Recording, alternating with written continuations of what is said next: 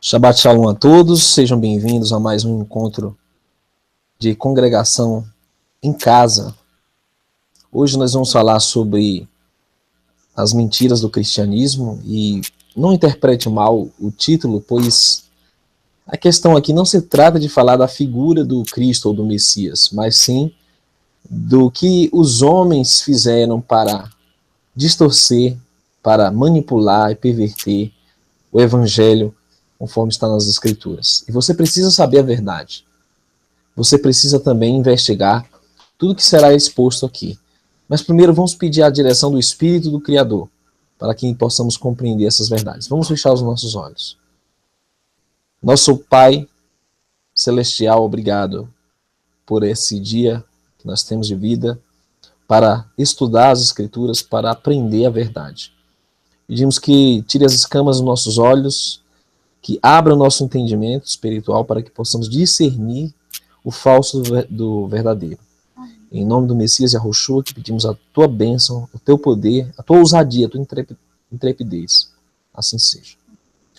Bom, queridos, nós vamos começar falando de um aspecto muito importante que foi totalmente mistificado pelo cristianismo pagão.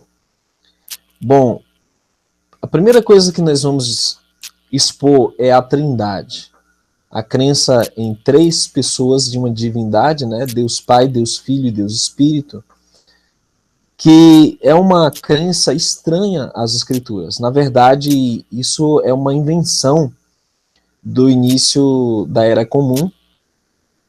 E, na verdade, as Escrituras não falam sobre Trindade. Não existe Trindade na Bíblia. A Escritura fala apenas da pessoa do Pai e a pessoa do Filho, né? Yahu, o Pai, e Yahushua, o Messias, o seu Filho. Nós não vemos, na verdade, uma definição bíblica para dizer que existem deuses ou uma composição de várias pessoas na divindade. Só há um Deus, Pai, e um só Senhor, ou Adon, o dono, nosso mestre, que é o Messias, nosso Salvador.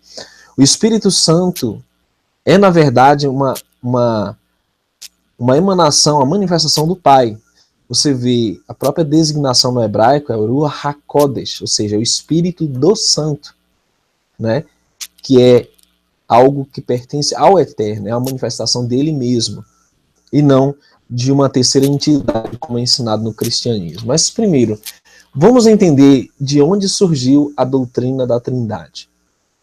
Defensores da doutrina trinitária afirmam que a igreja primitiva já catava plenamente essa ideia com base nos escritos de Inácio de Antioquia. Então veja bem, essa doutrina nunca foi partilhada pelo povo de Israel, até porque o povo de Israel declara o Shema há mais de 3.500 anos.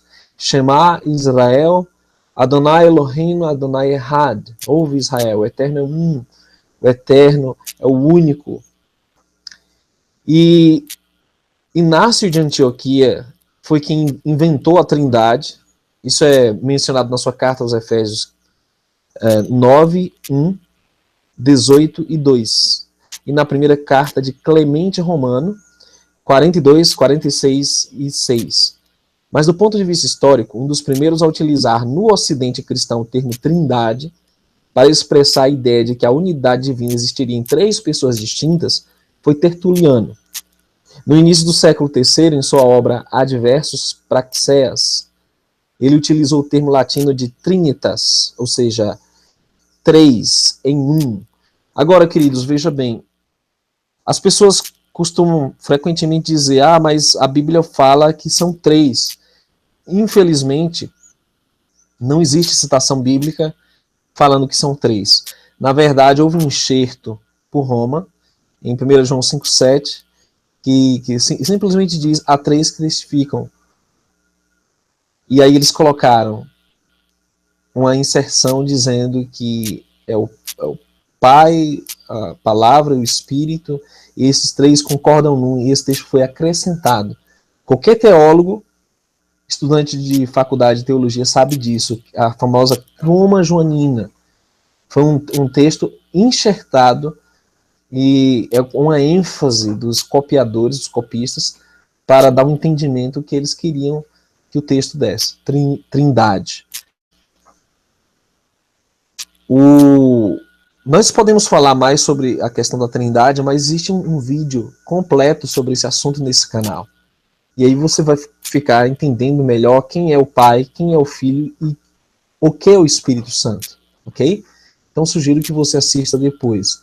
Mas aí você vê que o pai da Trindade foi Inácio de Antioquia e foi desenvolvida posteriormente pelo romanismo. Mas muito bem. Vamos falar das Escrituras, chamada de Tanar, o que inclui a Torá, que frequentemente é traduzido por lei, Navim, são os profetas, e Terlim, são os salmos, né?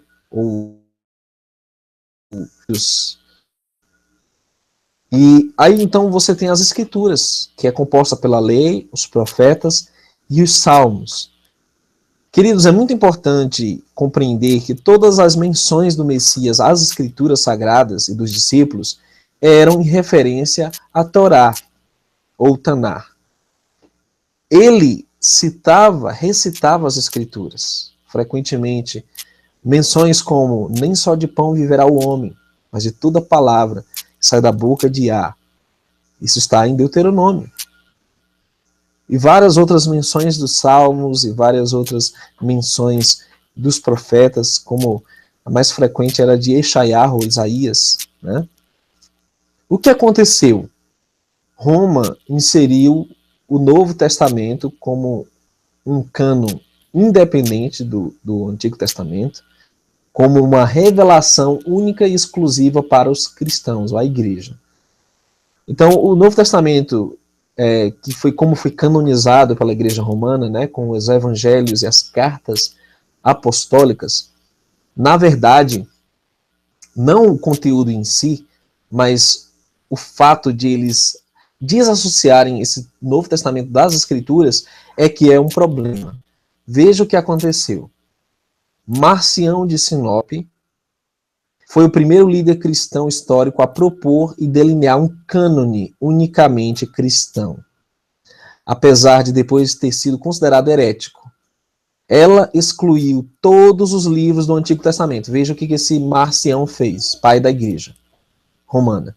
Ele excluiu todos os livros do Antigo Testamento como sendo base do credo da fé cristã e incluiu apenas 10 epístolas paulinas e uma versão do Evangelho de Lucas, conhecida como Evangelho do Senhor. Ao fazê-lo, Marcião estabeleceu uma forma de analisar textos religiosos que ainda hoje permanece no pensamento cristão. Então veja, a maneira de compilar essas cartas, esses evangelhos, quem começou a fazer isso foi Marcião.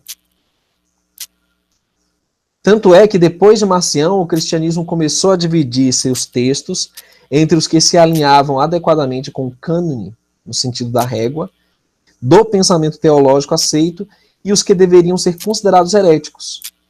Esta visão teve um papel fundamental na finalização da estrutura da coleção de livros que viria a ser conhecida como Bíblia. E o ímpeto inicial para esta empreitada foi dado pela necessidade de propor uma alternativa ao cânone de Marcião. Então preste muita atenção no que eu vou falar agora, para que você não vá tanto ao céu nem tanto à terra. Muitas pessoas querem anular totalmente o Novo Testamento, a validade do Novo Testamento, o que é um absurdo, que é uma heresia. Até porque 15% das citações do Novo Testamento advém do Tanar, das Escrituras. O grande problema é que eles deixaram livros importantes de fora, como eles também fizeram enxertos. E isso é notório, isso é conhecido, como veremos no decorrer dessa apresentação. Porém, queridos, nada disso foi feito sem a permissão do Criador. Nós sabemos disso. O que nós devemos fazer nessa época de restauração é investigar e ver o que procede ou o que não procede. Sobre os livros que foram deixados de fora, propositalmente, pelo sistema romano cristão, que foi o livro de Enoque e o livro de Jazar. Sem falar que de outras cartas e inúmeros escritos que realmente são heréticos, como evangelhos gnósticos, como alguns apócrifos que realmente têm uma origem duvidosa. Porém, há livros chamados apócrifos que são autênticos e que são verdadeiros. E que estão em harmonia com o resto das escrituras. Mas isso Roma manipulou para que o povo não tivesse acesso ao que eles chamam de conhecimento proibido. É aquele conhecimento que o sistema não quer que as pessoas comuns tenham acesso, porque senão eles vão descobrir verdades que vão estragar os negócios do sistema religioso, que não vão ser bons para o sistema. Bom, vamos falar do termo igreja. O termo igreja, do grego eclésia, ele não procede originalmente no contexto hebraico, porque veja, igreja geralmente é associada a um prédio ou a templos de pedra, ou a instituição religiosa. Quando, na verdade, a palavra kehilá, né, ou congregação do hebraico, ela é uma reunião de pessoas, simplesmente. É a congregação que estava no deserto, conforme Atos 7 menciona, é a congregação do Messias, que se reunia nos barcos, na beira da praia, se reunia sobre o monte, sem templos, sem CNPJ, sem denominação. Então, isso foi desvirtuado pelo sistema romano a fim de criar um sistema institucional, uma organização partidária com fins lucrativos e sectarista, a fim de ser exclusivista e fechada em si mesmo, né, e renegar todos que não estão dentro dela. Tanto é que esse problema está até hoje, né? E isso tudo parte do conceito de que da teologia da substituição, que Roma substitui Israel. E o catolicismo romano e grande parte do protestantismo fundamentalista considera a igreja a continuidade natural de Israel.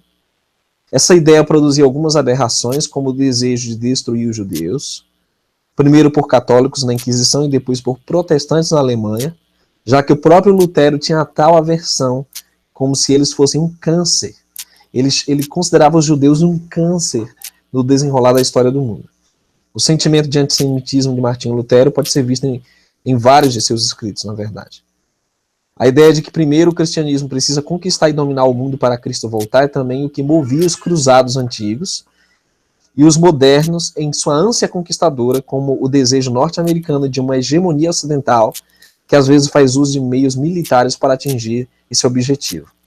A teologia do domínio, professada pelo ex-presidente Bush e por parte dos batistas fundamentalistas do sul dos Estados Unidos, vem desse desejo. Então, na prática, eles entendem que a igreja é o novo Israel, substituiu os judeus, o Israel, e que a igreja ela tem que dominar o mundo na cristandade, ou seja, o reino de Cristo na terra, já.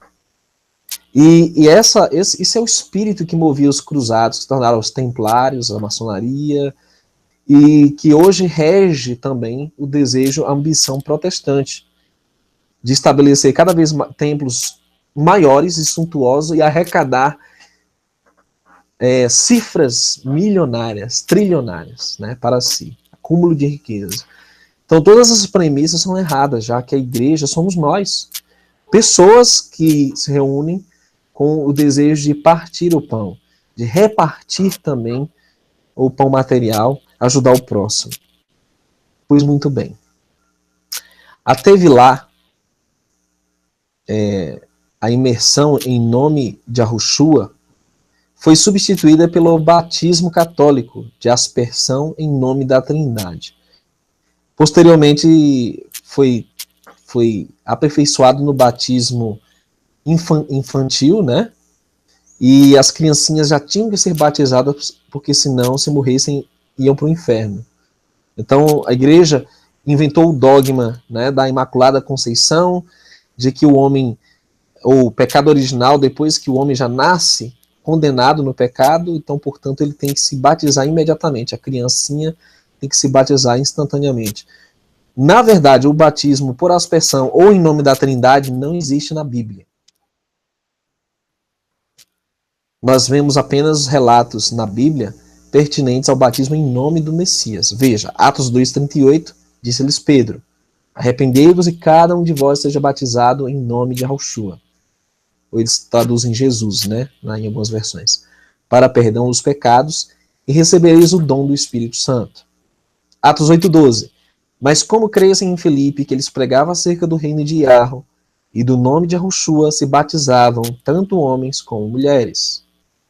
Atos 8,16. Porque sobre nenhum deles tinha ainda descido, mas somente eram batizados em nome de Yahushua. Atos 10,48.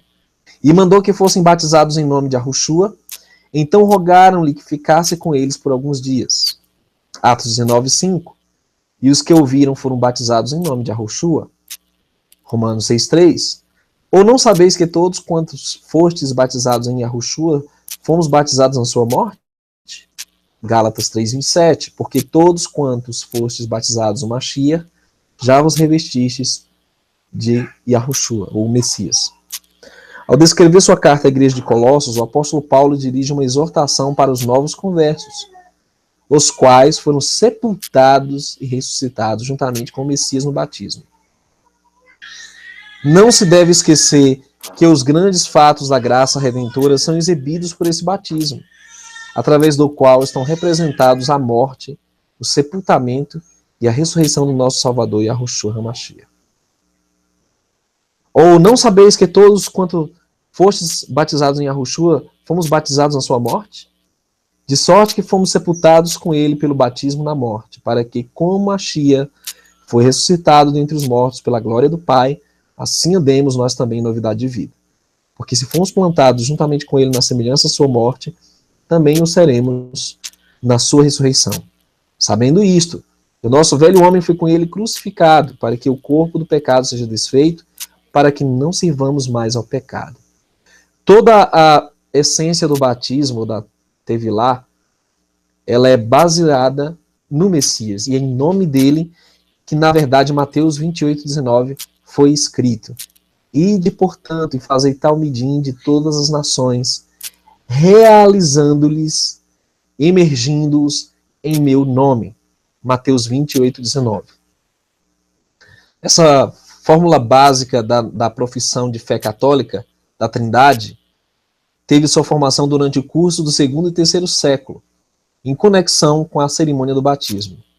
Até onde se pode relacionar sua origem, o texto vem da cidade de Roma, e provavelmente durante o 2º século, e ainda mais no 3º. A originalidade da simples fórmula tríplice, a qual simplesmente utiliza o texto escrito de Mateus 28, foi alongada no meio da sessão. Veja, esse foi o Papa Emérito Bento XVI que escreveu esse livro, Introdução ao Cristianismo. Ele diz que Mateus 28,19 foi acrescido, porque o Messias disse para batizar em nome dele, eles colocaram em nome do Pai e do Espírito Santo também. Isso é admitido pela própria Igreja Católica, né, que essa fórmula foi acrescida, alongada no meio da sessão. Isto é, sobre a questão de crer em Cristo. Aqui, depois de tudo, o elemento decisivo para o cristianismo estava envolvido e considerou-se necessário dar-lhe, no âmbito da questão, como um breve resumo do que Cristo significa para os cristãos. Então, queridos, o batismo trinitário, ele é uma invenção romana. Ele não consta na Bíblia. Até porque todas as citações de batismo que foram feitas são em nome do Messias. Então, os discípulos, eles não eram desobedientes às ordenanças do Messias. Eles cumpriram conforme a comissão foi dada, batizaram no nome dele. O que Roma fez foi adulterar Mateus 28,19.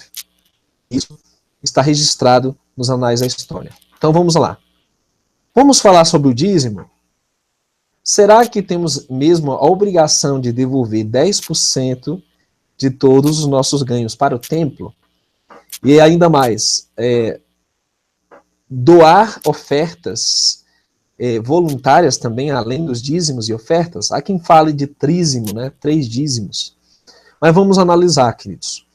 Na Bíblia, a única prática que nós vemos entre os discípulos do Messias é a tzedakah, que é ajudar os necessitados, a solidariedade, a caridade. O único meio que os discípulos utilizavam, e o próprio Messias, era essa solidariedade. Ele dava ofertas aos pobres daquilo que eles recebiam. O problema é que o sistema levítico, que preconizava 10% para o templo, ele passou, o véu se rasgou, e a palavra diz, em um livro de Hebreus, que nós temos um sumo sacerdote no céu e o santuário é no céu. Então não precisa ter templo, não precisa dar dízimo, não precisa ser obrigatório, não precisa ser um dízimo sistemático, ou seja, mensal, como eles ensinam no sistema religioso. Isso tudo é uma mentira, e uma das maiores mentiras.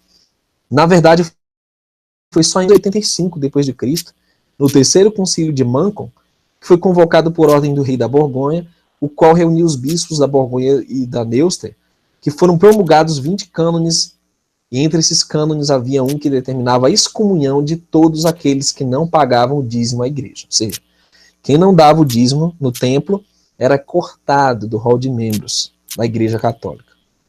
Quase 2 séculos depois, sob o comando de Carlos Magno, o poder civil apoiou a legislação eclesiástica, confirmando-a com uma sanção civil, tornando obrigatório o pagamento do dízimo à Igreja de Roma. Assim, a prática obrigatória do dízimo foi reestabelecida por iniciativa da Igreja de Roma. Nos séculos XVIII e XIX, essa obrigação foi temporariamente abolida por pressões dos setores sociais e industriais, pelo fato de as quantias arrecadadas não terem sido devidamente aplicadas aos fins estipulados pela legislação eclesiástica e civil. E até hoje, né? Nada desse dízimo é bem aplicado, né? No século XX, a Igreja de Roma voltou a implantar gradativamente suas bases eclesiásticas à prática do dízimo como um sistema de contribuição sistemática e periódica, em substituição ao sistema de taxas. Infelizmente, esta prática da Igreja de Roma está sendo copiada por muitos segmentos religiosos nos dias atuais. Então, o que Lutero fez no século XVI foi só pegar essas práticas sistemáticas da Igreja do VI século e implantar no cristianismo protestante. O sistema evangélico é só uma cópia do católico, e principalmente no que diz respeito ao dízimo, o que é, na verdade, uma mentira. O dízimo é uma mentira, porque ele nunca foi obrigatório e nunca foi sistemático, ou seja, as pessoas não são obrigadas a contribuir por mês, né? Como você vê hoje no sistema religioso, pessoas que ficam sem comprar um remédio, ficam sem pagar as contas porque tem que dar no templo o dízimo. Isso é uma farsa, é uma mentira. Na verdade, queridos, o Messias irá cobrar de nós apenas aquilo que deixamos de fazer em relação ao nosso próximo. Quando teve sede, quando teve fome, quando esteve nu, quando esteve preso, quando esteve enfermo, é só isso que o Messias vai requerer de nós quando ele voltar.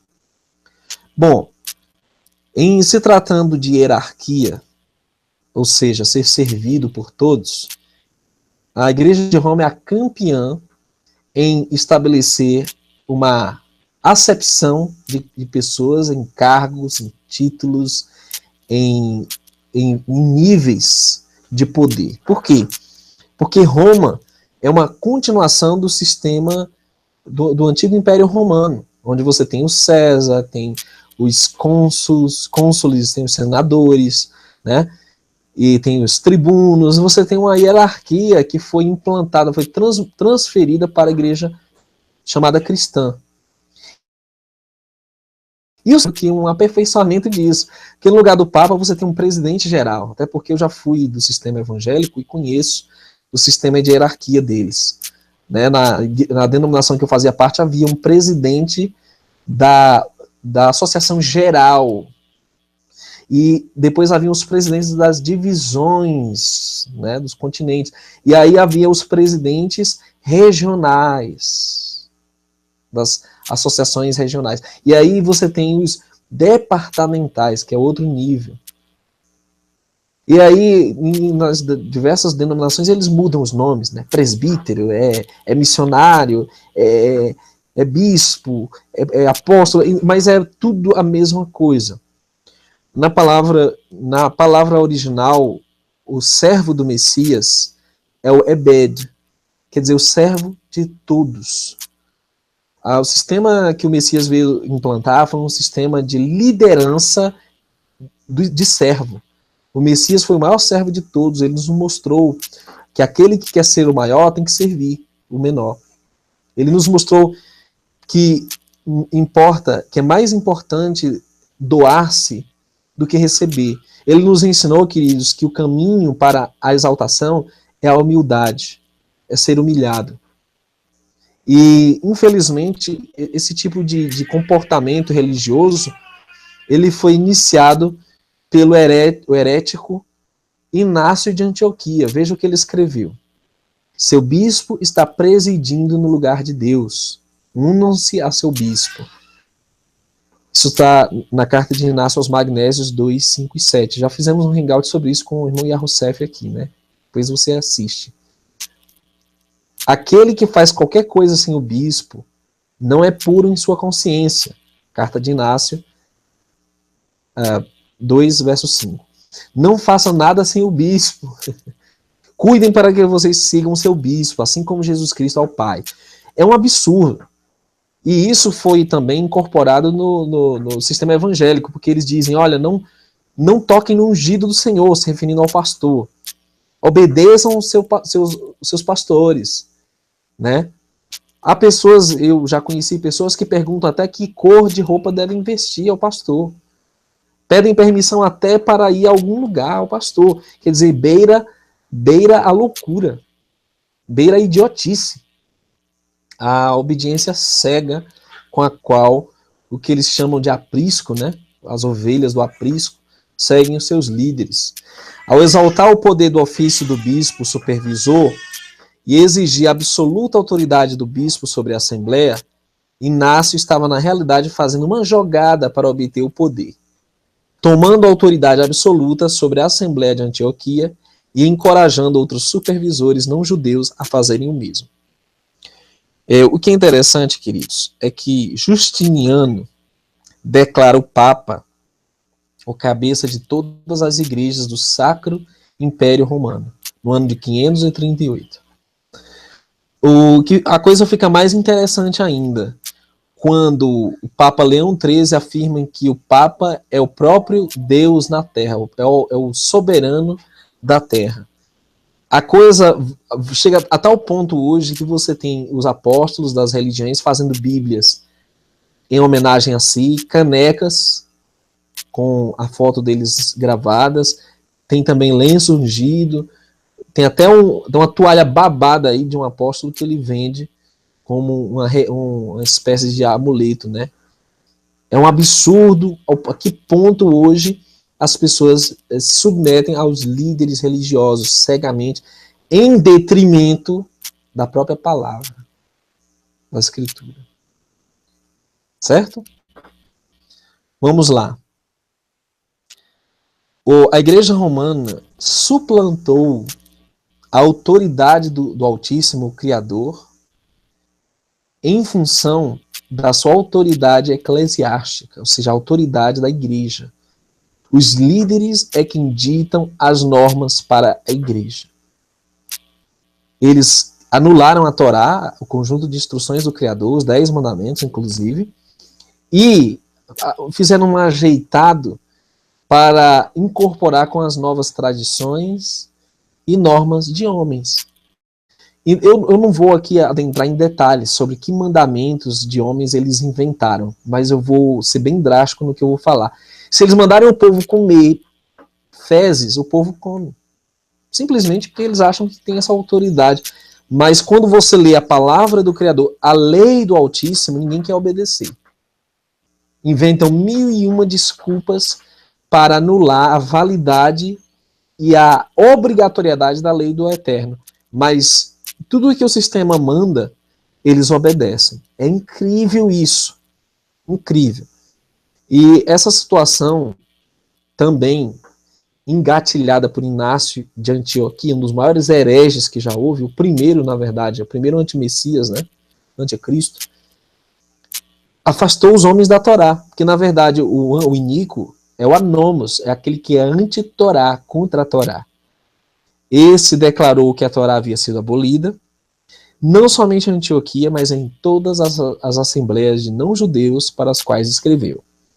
Não sejam enganados por doutrinas estranhas, nem por fábulas antigas sem valor. Pois se continuarmos a viver conforme a lei judaica, olha só, quem foi que cunhou esse jargão, lei judaica? Foi ele.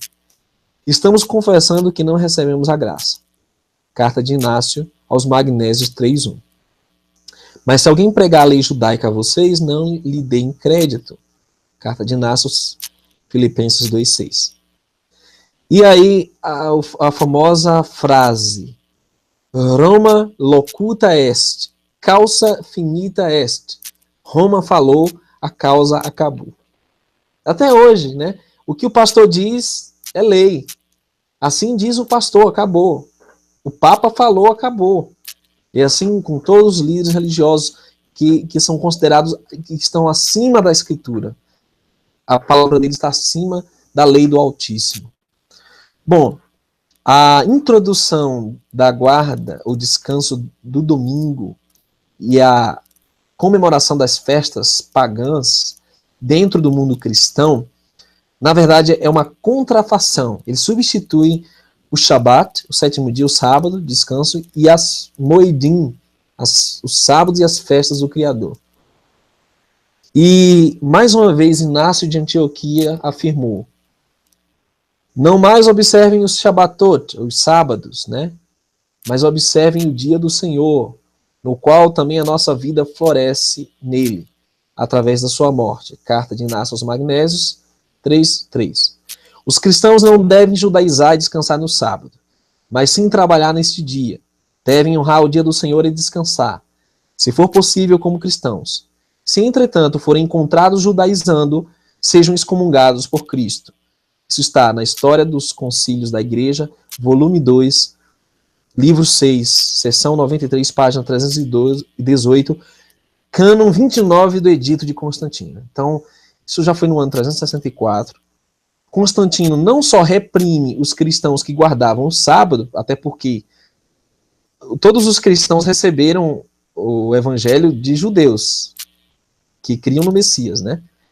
Os discípulos. Aí eles guardavam o sábado, guardavam as festas. Prova disso é o que está na história, né? Que ele diz que quem fosse encontrado judaizando seria excomungado da Igreja Católica. Ou seja, prova de que haviam guardadores do sábado e pessoas que guardavam as festas santas, né?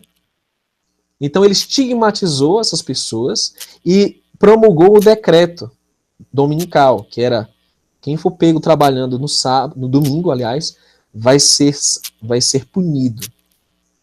Então, queridos, tudo isso foram ideias de um segmento pagão que se travestiu de cristão, na verdade. Eles não têm nada de cristão. Esses pais da igreja são os vilões da igreja, e os reformadores também. São os hereges da igreja, na verdade, porque eles simplesmente deram uma nova roupagem ao paganismo, né, travestindo de cristianismo. Esse é um aspecto interessante, porque eu já encontrei muitas pessoas que dizem, confessaram, que só aceitaram o evangelho, só entraram para a igreja por medo do castigo eterno. Ou seja, o sujeito ele é ameaçado ou ele é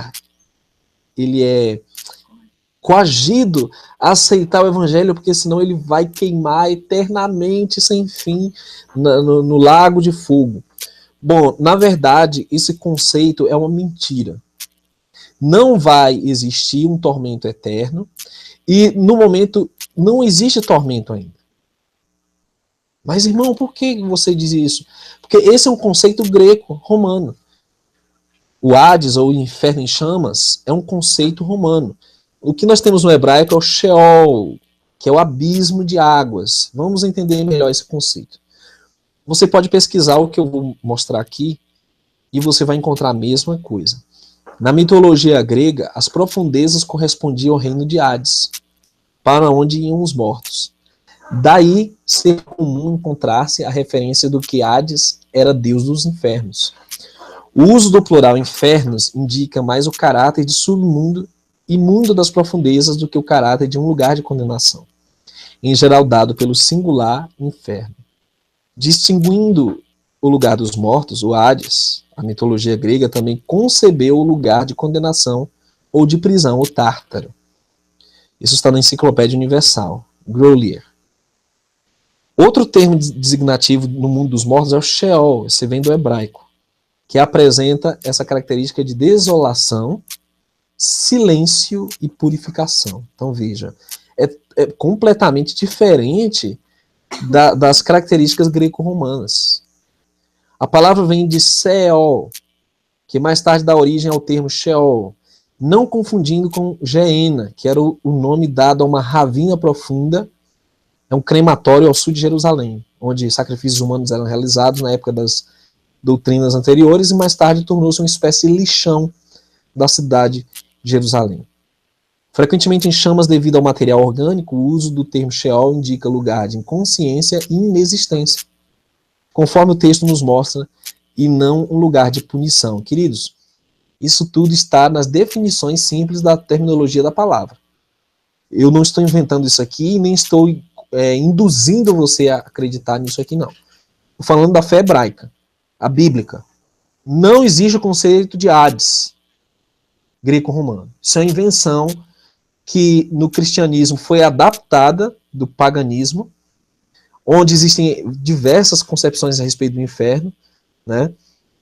A ideia de que o inferno é um lugar de condenação eterna, tal como se apresenta hoje para diversas correntes cristãs, nem sempre foi e ainda não é consenso entre cristãos. Nos primeiros séculos do cristianismo, houve quem defendesse que a permanência da alma no inferno era temporária, uma vez que inferno significa sepultura, de onde, segundo os evangelhos, a pessoa pode sair na ressurreição. E há alguns que ensinam, né, que vai haver uma ressurreição corpórea, onde realmente as pessoas vão ser julgadas no final e vão ser, conforme Apocalipse 20, queimadas. Porém, até esse juízo final, que vai ser final mesmo, porque vai ser uma destruição eterna ou terminal, as pessoas os ímpios serão totalmente destruídos, deixarão de ser atormentados, é o que a Bíblia realmente preconiza. Essa é a doutrina dos apóstolos, a ressurreição corpórea no dia do juízo final. Uns para a ressurreição da vida, outros para a ressurreição da morte eterna, condenação eterna. Então, esse medo que a igreja impôs sobre a sociedade, inclusive vendendo indulgências, né, para livrar do purgatório as almas que estavam sendo afligidas, né, tudo isso é um medo, é um terrorismo espiritual que a igreja de Roma utilizou para manipular a massa. E o sistema evangélico até hoje também copia essa mentalidade pagã que infelizmente tem enganado muitos. E muitos têm sido levados à fé por medo e não por amor ao Messias, por amor à verdade. Vamos lá, outro fato interessante é a questão do arrebatamento secreto, ou a corrente teológica chamada de pré-tribulacionismo. Isso é uma parte da escatologia cristã que é totalmente contrária à descrição bíblica de uma segunda vinda de Yahushua visível, audível e literal sobre a terra. Como o Apocalipse diz, ele vem, todo olho verá, entendeu? Ele descerá com a trombeta, com a voz de arcanjo, com grande barulho, e até os mortos vão ouvir e ressuscitar. Quer dizer, tudo isso contraria a descrição bíblica, né, o arrebatamento secreto, o pré-tribulacionismo. E aqui está a verdade revelada. A mãe do arrebatamento secreto. Esse ensino de um arrebatamento secreto pré-tribulacional é uma doutrina que nunca existiu antes de 1830. Pasmem. É uma invenção recente do século XIX. O arrebatamento pré-tribulacional veio à existência mediante uma exegese cuidadosa da Escritura? Não. A primeira pessoa a ensinar a doutrina foi uma jovem chamada Margaret MacDonald. Essa Margaret, ela não era teóloga, nem expositora bíblica, mas uma profetisa da seita Erviginta. A igreja... então, veja, essa moça aí, que você vê na foto, ela quem deu à luz a ideia de um arrebatamento secreto, silencioso, inaudível, né, invisível, onde a igreja seria livrada da tribulação. E é um absurdo a ideia, tanto que chega a beirar ficção científica como as descrições de abdução alienígena, né? Essas visões de Margaret eram bem conhecidas por aqueles que visitavam sua casa, dentre eles um cidadão chamado John Darby. E dentro de poucos meses, sua concepção profética distintiva foi refletida na edição de setembro de 1830 do The Morning Watch, um periódico evangélico, né, que circulava na América, e na Assembleia dos Irmãos em Plymouth, na Inglaterra. Os primeiros discípulos da interpretação pré-tribulacionista frequentemente a chamavam de uma nova doutrina. Agora, o maior responsável pela ampla aceitação do pré-tribulacionismo moderno, né, que isso não existia há 1.900 anos, isso nunca tinha existido, né, 1.800 anos. Pré-tribulacionismo e dispensacionalismo entre os evangélicos foi Cyrus Ingerson Scofield. Famosa Bíblia Scofield, de 1843 a 1921. Essa é uma Bíblia de referência, né, utilizada em praticamente todos os seminários teológicos, as faculdades de teologia cristã. E essa Bíblia é de 1909, que expunha doutrinas de Darby em suas notas, se tornou muito popular em círculos fundamentalistas. Na mente de muitos, professores da Bíblia, pastores fundamentalistas e multidões de cristãos professos, as notas de Scofield eram praticamente igualadas à própria palavra de Deus. Então veja, como você, pré-tribulacionista, ou que crê na escatologia evangélica, cristã, protestante, pode dar crédito para uma mulher que teve visões em 1800, na década de 30, e de repente apresentar uma nova doutrina que nunca existiu entre os apóstolos, nunca existiu nos profetas, agora introduzindo uma impressão cômoda para a escatologia final, né, dos acontecimentos, porque ninguém precisa se preocupar, porque vai ser levado. Não tem por que se preparar para a grande tribulação, segundo essa doutrina. Acomoda muitos cristãos, a ponto de eles odiarem aqueles que estudam escatologia, que estão atentos aos sinais, e uma fé cômoda, baseada em teologia da prosperidade e segurança, paz e segurança. Quando a Bíblia diz que vai haver repentina destruição. Bom, queridos, e agora nós vamos apresentar uma das falsas doutrinas mais sutis e mais envolventes, que é o reino no céu. De que Cristo e os santos vão reinar no céu. A primeira pergunta lógica que deve ser feita é, ok, vamos reinar com Cristo no céu. Vamos reinar no céu sobre quem? É sobre os anjos? É sobre o Pai? Isso vai ser uma abominação. Onde que Cristo prometeu o reino no céu? Onde tem na Bíblia falando que os santos vão reinar no céu? Queridos, para o seu espanto total, não existe nem texto bíblico que alegue que nós vamos reinar no céu. Fala reino do céu, que é bem diferente. O reino ele provém do céu, mas ele não será no céu. A nova cidade é do céu, ela não estará para sempre no céu. E isso lança por terra a restauração do reino de Israel, né? E o reino na terra, em que o Messias e os santos reinarão sobre as nações com vara de ferro. Por exemplo, as escrituras afirmam que José de Arimateia, por exemplo, membro de destaque do Sinédrio, também esperava o reino de Arro, dirigiu-se corajosamente a Pilatos e pediu o corpo de Yahushua. Isso está em Marcos 15, 43. Todo israelita, todo hebreu, todo judeu, ele tem a viva esperança de que Israel será restaurado, que o Messias reinará como no trono de Davi, no seu reinado milenar, messiânico, e de que o reino eterno será estabelecido em Jerusalém. Todos eles tinham essa fé. Jeremias, Isaías, Daniel, João no Apocalipse, o Messias, e de repente, eis que surge a doutrina: nós vamos reinar no céu. Os judeus estavam esperando o reino eterno vir a eles, e não que eles mesmos fossem ao reino de Yah na morte. É por isso que o próprio Messias disse: pois eu lhes digo que não beberei outra vez do fruto da videira até que venha o reino de Yah. Lucas 22, 18. Se as supostas alegações de que ao morrer você vai para o céu fossem verdadeiras, então isso não faria sentido, porque se você morre e vai para o céu, então vai beber lá do fruto da videira? Ou quando o Messias levar as pessoas para o céu, então eles beberiam no céu? Mas não é isso que a Bíblia diz. A Bíblia diz que eles vão beber do fruto da videira quando vier o reino do Messias, quando ele voltar e estabelecer seu reino. Na oração modelo do Pai Nosso, ele nos ensinou a orar: venha o teu reino, seja feita a tua vontade. Em Mateus 6,10, não é vamos nós até o teu reino, não foi isso. É o reino dele que virá a nós aqui para a terra. Queridos,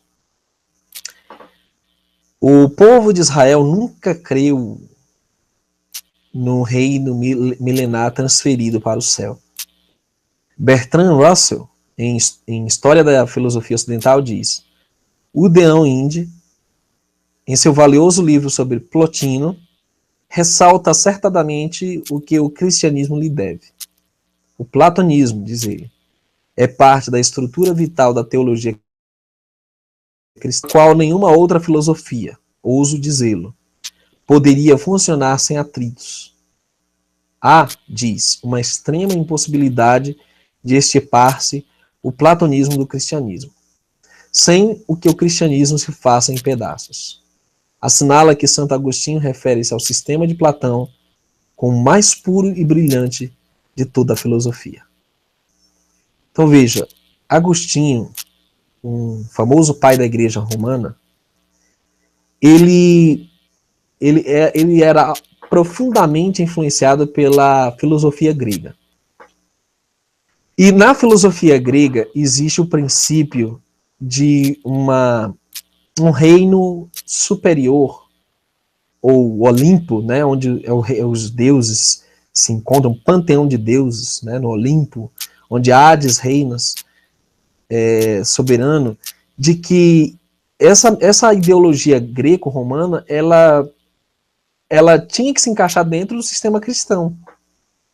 E o tal Santo Agostinho, que é tido como um dos mestres da religião papal, afirmava que todos os que morrem sem ser batizados, mesmo as criancinhas, irão para o inferno e sofrerão tormentos sem fim, e que certas pessoas, dentre os que foram batizados, são escolhidos para ir ao céu. Isso está na História da Filosofia Ocidental, volume 2, página 69. Ou seja, a ideia de que a recompensa dos bons e dos maus, ela vai ser o inferno em chamas, o inferno eterno, ou o céu, isso é, na verdade, uma cópia da mitologia grega. Tanto é que muitos ateus utilizam esse argumento para invalidar o cristianismo e dizer, olha, o cristianismo é uma imitação da mitologia grega e vice-versa. Por quê, queridos? Porque seguem dogmas humanos, coisas que não estão na Escritura. Eu mesmo fui fazer uma pesquisa sobre onde na Bíblia está escrito reino no céu e não encontrei nenhum texto. Se alguém encontrar aí, me avise. Não existe. Então, isso é uma coisa que tem que ser desmistificada também. É outra falácia romana para induzir pessoas ao erro, né? Para trazer uma coisa bonita, atraente, é um apelo muito tocante, que nós vamos voar no céu com os anjinhos e vamos morar lá, quando nada disso foi prometido para os servos do Eterno, é prometido à terra. Os mansos herdarão a terra. Salmos 115 diz que, 37, aliás, diz que os mansos permanecerão na terra, né? Que os santos vão permanecer na terra e não serão desarraigados, não serão tirados dela. Agora, para fechar, tanta manipulação, tantas mentiras, é a criação desse ícone cristão, que é o Jesus Cristo romano. Queridos, nós fizemos um vídeo demonstrando como o anti-messias, na verdade, será conforme os moldes desse falso Cristo. Essa caricatura que foi inventada por Roma. Loiro, traços efeminados, nós mostramos em um vídeo aqui, o retrato verdadeiro do anticristo, como tirando essa barba, você tem um rosto feminino, na verdade. Cabelos longos, pele clara, auréola do sol ao redor, até esses dedos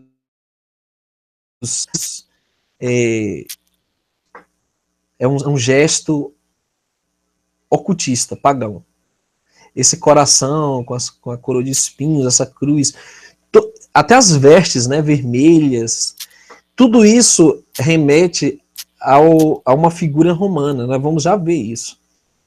Na verdade, o Messias bíblico era judeu, da tribo de Judá, descendente de hebreus, israelita, que cumpriu a Torá, que não veio glorificar a si mesmo, senão apresentar o amor do Pai ao mundo, cujo nome era Yahushua, até porque Jesus Cristo não tem significado, senão um nome transliterado do latim para o português, e aí recente também, de séculos bem recentes, quando o nome do Messias hebreu é Yahushua, cujo nome contém o nome do Pai, Yahu, que significa Yahu é salvação. O verbo shua, salvar, salvação, indica que o Pai é salvação. O Messias declara que o Pai é o Salvador.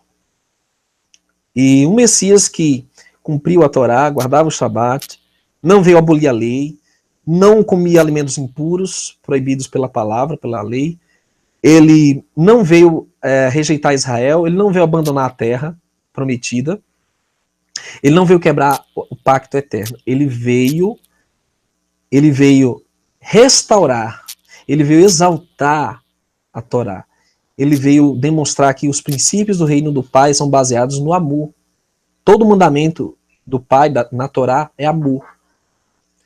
E nós vemos o seguinte, que essa invenção do Jesus romano, na verdade, é uma invenção do 4º século apenas.